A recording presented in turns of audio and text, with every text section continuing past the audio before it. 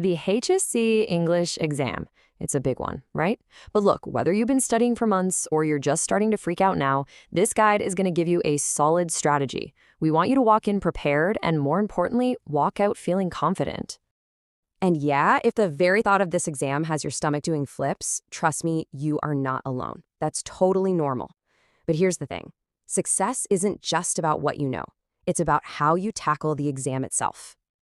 And that is exactly what we're going to break down for you right now. We have a plan that's tailored for your specific situation. Doesn't matter if you're cramming at the very last minute or if you're just trying to put the final polish on months of hard work. Okay, so before we get into the different strategies, let's talk about the essentials. Think of these as the ground rules, the stuff everyone needs to nail down, no matter how much or how little you've studied. So these are the absolute building blocks for doing well. I know, they seem kind of obvious, right? Read the instructions carefully, watch your time, but doing these simple things under pressure, that's what makes all the difference. It's the little stuff, like using clear language and actually saving time to review your work, that can really boost your score. Okay, the clock starts. What do? Your first instinct is probably to just start scribbling like crazy. Don't. Seriously, the first thing you should do is just take a deep breath, get your answer sheets organized, and then make a quick plan for what order you're going to tackle the sections. A great tip? Start with your strongest section to build up some early confidence. All right, and what about those last few minutes, when you're nearing the finish line? This is your final checklist. Do a quick scan for spelling mistakes, double-check you haven't accidentally missed a question, it happens, and just neaten things up. These are easy marks you don't want to leave on the table. So here we are. It's decision time, and you got to be honest with yourself here. Which path are you on? Are you kind of running out of time, just trying to grab as many points as you can? Or are you aiming for that top score, looking to perfect every little detail? Let's break down the strategy for both. Okay, for all my last-minute people, this one's for you. Listen up. We are not aiming for a perfect paper here, not at all. The goal is points. This is all about being smart, tactical, and super efficient with the little time you have.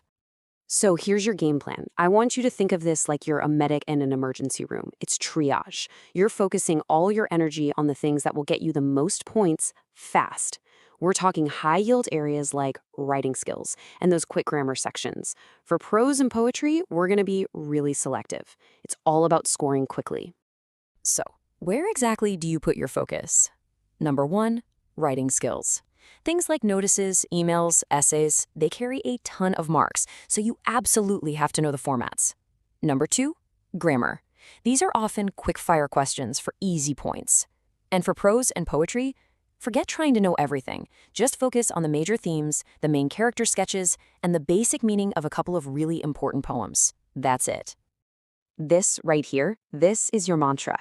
Say it with me. Score quickly, not perfectly. Seriously, forget about writing the most beautiful essay ever written. Just write a solid one that hits the key points. Answer every single grammar question, even if you're guessing. Your one and only goal is to get points on the board. Okay, now let's switch gears. For those of you who've been putting in the hours and are really aiming for the top, welcome to the Max Marks plan. This isn't about learning new stuff. It's all about refining your technique to squeeze every single possible mark out of that paper.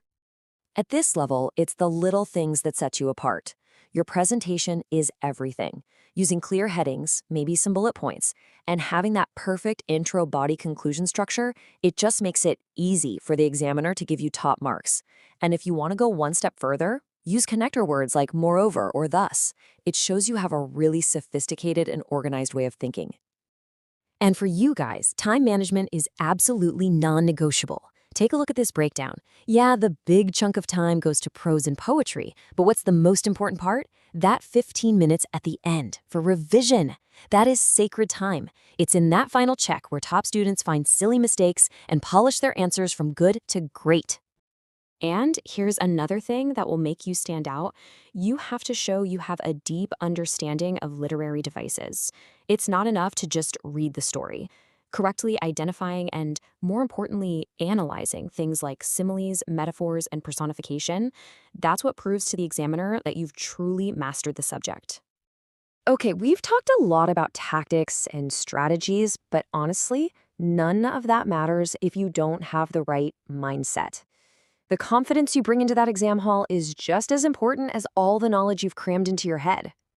And it doesn't matter which plan you're following, the last-minute one or the max marks one. You have to believe you can do it. Confidence is, without a doubt, your most critical tool. You need to walk in there knowing you've done what you can, and just trust in your ability to give it your best shot. That's really where success begins. So really, from all of us here to you, we're wishing you the absolute best. You've got a strategy, you've done the prep you could do, and now it's just time to go in there and show them what you've got. So the last question isn't for me, it's for you. Which strategy will you use? Pick one, commit to it, trust that process, and walk into that exam ready to succeed. Good luck.